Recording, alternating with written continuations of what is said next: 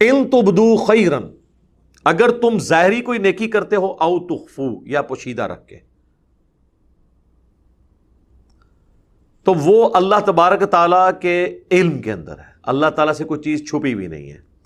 اس ظاہری اور پوشیدہ نیکیوں سے مراد اللہ کی راہ میں خرچ کرنا بھی ہو سکتا ہے، اور بعض نیکیاں ایسی ہیں جیسے نماز ہے جماعت سے پڑھنا، یہ ظاہری نیکی ہے. اب کوئی شخص نہیں کہہ سکتا میں جماعت سے نماز اتنی نہیں پڑھتا لوگ مجھے کہیں گے ریاکار ہے. نہیں، وہ تو فرض ہے، حکم ہے. یا میں داڑھی اس لیے نہیں رکھتا کہ لوگ مجھے دیندار سمجھیں گے، بعض لوگ اس لیے بھی داڑھی نہیں رکھ رہے ہوتے. اور بھئی یہ تو حکم ہے، جہاں حکم آ جاتا ہے نا وہاں باقی ساری چیزیں پیچھے رہ جاتی ہیں. یہ ساری قصے کہانیاں پیچھے. یہ صرف نفلی عبادات کے لیے ہے کہ آپ چھپا کے کریں. فرائض تو ہمارے ہے ہی اکثر اعلانی ہے. اب سحری کے لیے اٹھنا ہے اور جا کے فجر، اب جب سحری کے لیے آپ اٹھتے ہیں تو رمضان میں تو فجر عام دنوں سے بھی آدھا پونا گھنٹہ پہلے ہو رہی ہوتی ہے. تو اب آپ کو کہ جی میں مسجد میں جاؤں گا، لوگوں کو پتہ چل جائے گا انہیں سحری کی تھی ہے تائیں آ گیا جلدی، تو میں روزہ رکھنا ہی چھوڑ دوں. اس طرح نہیں ہوگا. تو اس طرح کی جو نیکیاں ہیں وہ بعض کا شیطان ان چکروں میں بھی ڈال دیتا ہے لوگوں کو. بلکہ صوفیاء میں ایک پورا طبقہ ہے جن کو کہا جاتا ہے ملامتی، یعنی ملامت کرتے ہیں. اب وہ بظاہر ایسے کام کرتے ہیں جس سے لوگوں کے دلوں میں ان کے لیے نفرت پیدا ہو، اور اس سے وہ انجوائے کرتے ہیں کہ لوگ ہمیں برا سمجھیں، ہم اللہ کے حضور نیک ہوں گے، اور عجیب و غریب اوٹ پٹانگ قسم کی حرکتیں کرتے ہیں. وہ اگر آپ نے پڑھنی ہے تو آپ کشف المحجوب میں کافی اس قسم کے واقعات موجود ہیں. اگر تم نیکی کرتے ہو ظاہر کر کے یا پوشیدہ کر کے، او تعفو عن سوء، یا درگزر کرتے ہو کسی کی برائی سے، کسی کو معاف کر دیتے ہو، فإن اللہ کان عفوا قدیرا، تو دیکھو اللہ تعالیٰ بھی تو ڈھیل دینے والا ہے، قدرت والا ہے. قدرت کے باوجود اللہ بھی تو اپنے بندوں کو ڈھیل دیتا ہے، معاف کر دیتا ہے. تو اگر تم معافی کی روش اختیار کرتے ہو تو اللہ کے علم میں ہے، یقیناً تمہیں جزا ملے گی. اور وہ سورہ الشورى کے اندر پارہ نمبر 25 میں یہ آیت مبارکہ موجود ہے. وَجَزَاءُ سَيِّئَةٍ سَيِّئَةٌ مِثْلُهَا، اور برائی کا بدلہ اسی کے لیول کی برائی ہے.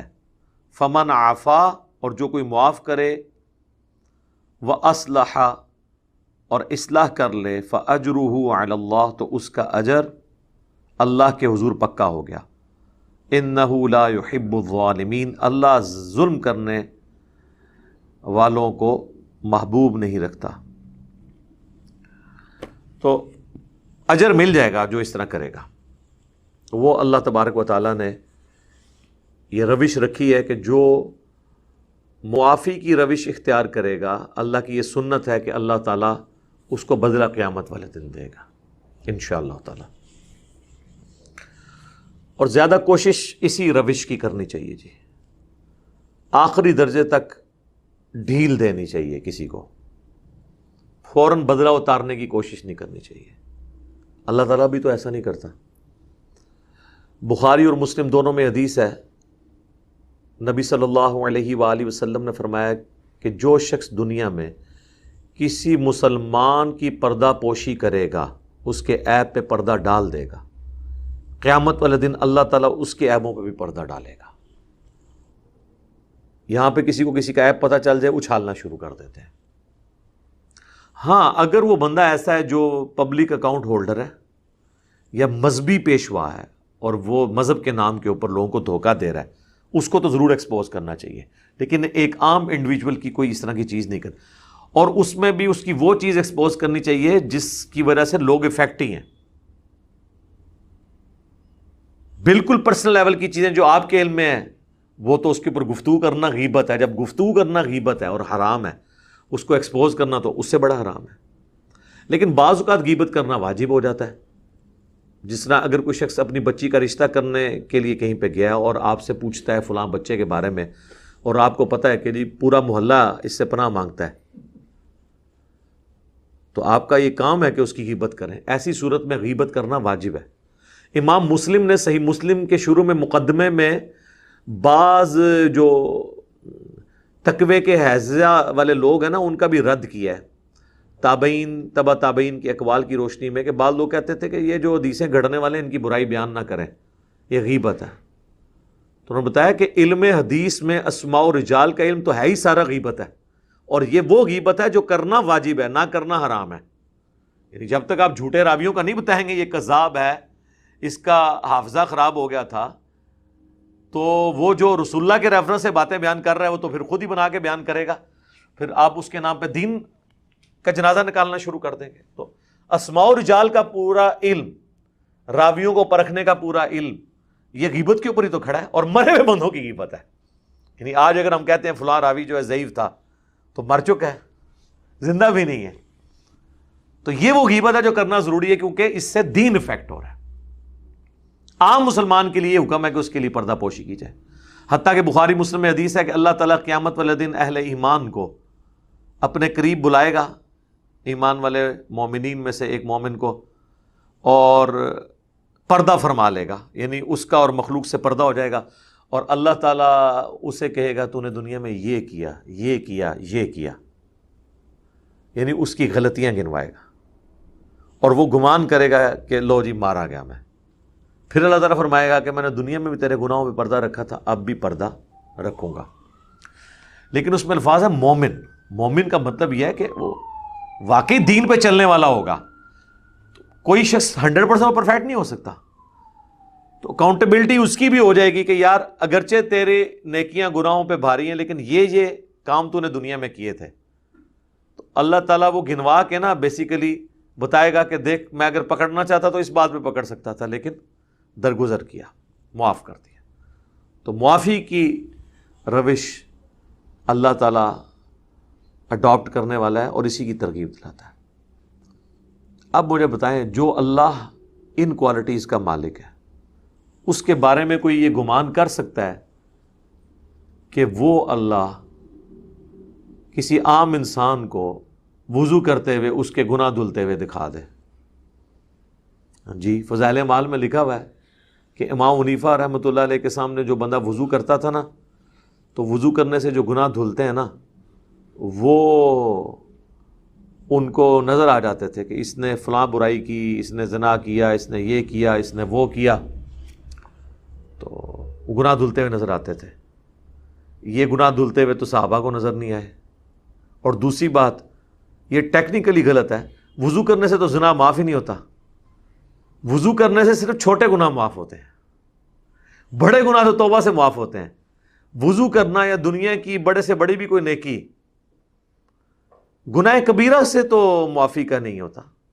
بخاری مسلم دونوں میں حدیث ہے کہ اگر بڑے بڑے گناہوں سے بچا جائے تو ایک نماز سے دوسری نماز، ایک رمضان سے دوسرا رمضان، اور ایک جمعے سے دوسرا جمعہ درمیان کے گناہوں کا کفارہ ہے. اگر بڑے گناہوں سے بچا جائے تو نماز چھوڑنا تو خود سب سے بڑا گناہ ہے اس روئے ارض کا. یہ نہیں ہو سکتا کوئی شخص ایک جمعہ پڑھے ادھر سے اگلا جمعہ پڑھے بھی چلی ساری نمازاں معاف، نہیں. حضور نے فرمایا اگر بڑے گناہوں سے بچا جائے تو نماز چھوڑنے سے بڑا گناہ ہی کوئی نہیں ہے. لہٰذا درمیان کے گناہ کبھی بھی معاف نہیں ہوں گے جب تک انسان فرائض کے اوپر پابندی اختیار نہیں کرتا اور حرام سے نہیں بچتا. نیکیوں سے صرف چھوٹے گناہ معاف ہوتے ہیں. پھر صحیح مسلم میں حدیث ہے، نبی علیہ السلام نے فرمایا میں نے ارادہ کیا کہ میں عذاب قبر تمہیں سنوا دوں اللہ سے دعا کر کے، لیکن مجھے خدشہ ہوا کہ تم اپنے مردوں کو دفنانا چھوڑ دو گے. تو صحابہ کرام کو تو عذاب قبر دیکھنا تو دور کی بات، سنوایا بھی نہیں گیا. تو بعد کے لوگ کہتے ہیں ہم قبروں کے حال بھی دیکھ لیتے ہیں. کہانیاں بخاری مسلم دونوں میں حدیث ہے، نبی علیہ السلام ایک جگہ سے گزرے اور پھر رک گئے. صحابہ نے کہا کیوں رکے؟ فرمایا ان دو قبر والوں کو عذاب ہو رہا ہے، ایک پیشاب کے چھینٹوں سے نہیں بچتا تھا، دوسرا چگلی کھاتا تھا. پھر حضور نے ایک ٹہنی توڑ کے اس کے 2 ٹکڑے کر کے دونوں قبروں پہ لگائے اور فرمایا جب تک ہری رہیں گی ان کے عذاب میں تخفیف ہوگی. صحابہ کو نہیں عذاب قبر نظر آیا.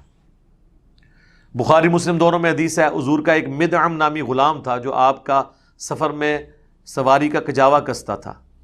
خیبر کے موقع پر ایک نامعلوم تیر اسے لگا اور وہ شہید ہو گیا. اور بخاری مسلم کے الفاظ ہیں، صحابہ نے کہا کہ اسے شہادت مبارک ہو.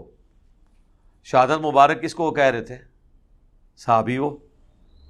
آپ نے فرمایا تم اسے مبارکیں دے رہے ہو اور مجھے اللہ نے دکھایا ہے کہ اس نے صرف ایک چادر چوری کی تھی مال غنیمت کی، اور وہ آگ کی اس کو پہنا دی گئی ہے.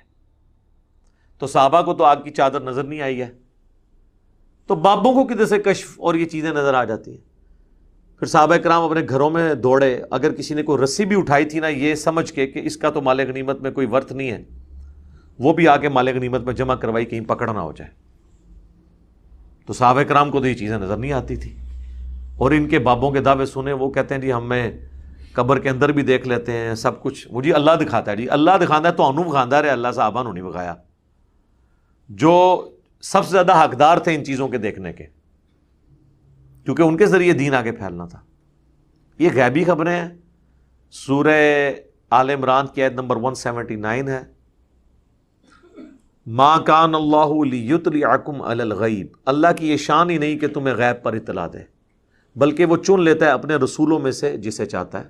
تمہارا کام ہے اللہ اور اس کے رسولوں پر ایمان لے کر آؤ، امتیوں کا کام ہے رسولوں کی غیبی خبروں پہ ایمان لانا، اور یہ لوگ یہ کلیم کرتے ہیں ہمارے بابے یہ دیکھ لیتے ہیں کہانیاں۔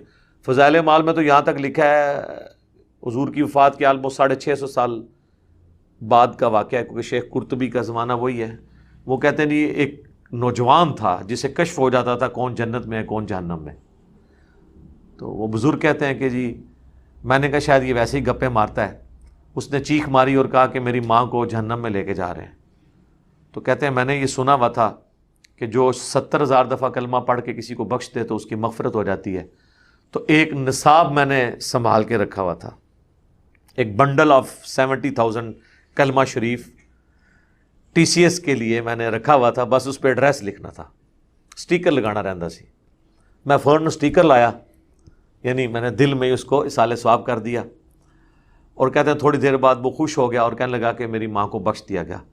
تو بزرگ کہتے ہیں کہ اس واقعے سے مجھے 2 فائدے ہوئے، ایک تو مجھے یہ پتہ چلا کہ یہ حدیث ٹھیک ہے، یہ 70,000 دفعہ کلمہ کسی کو بخشنے سے چاہے انہیں کام چک کے رکھا ہوئے وہ مغفرت ہو جاتی ہے، ٹھیک ہے، اور دوسرا اس کے کشف کی بھی تصدیق ہو گئی کہ واقعی مطلب وہ ٹھیک بول رہا تھا پہلے۔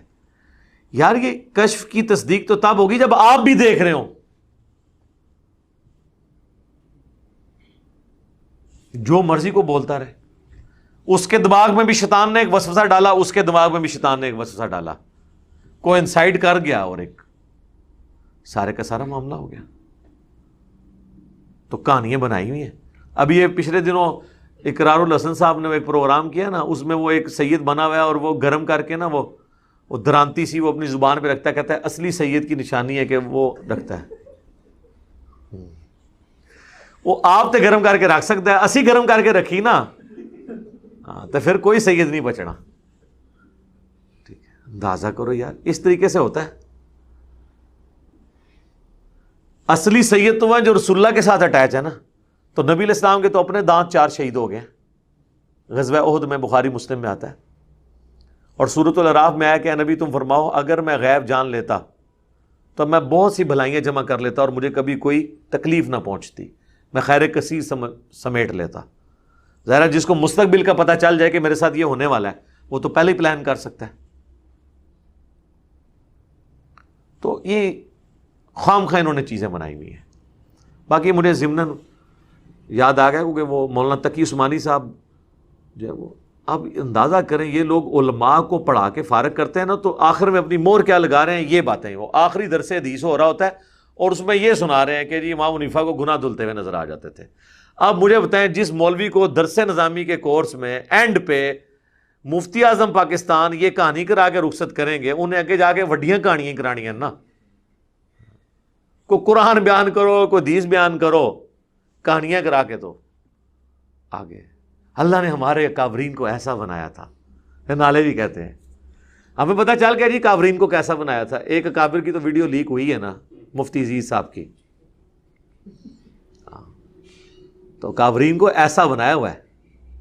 پرانے اکابرین کی بھی میں نے آپ کو بتا دی ہے، قاسم نوتبی اور رشید احمد گنگوئی صاحب پبلکلی، تو وہ آپ نے سن نہیں لیا۔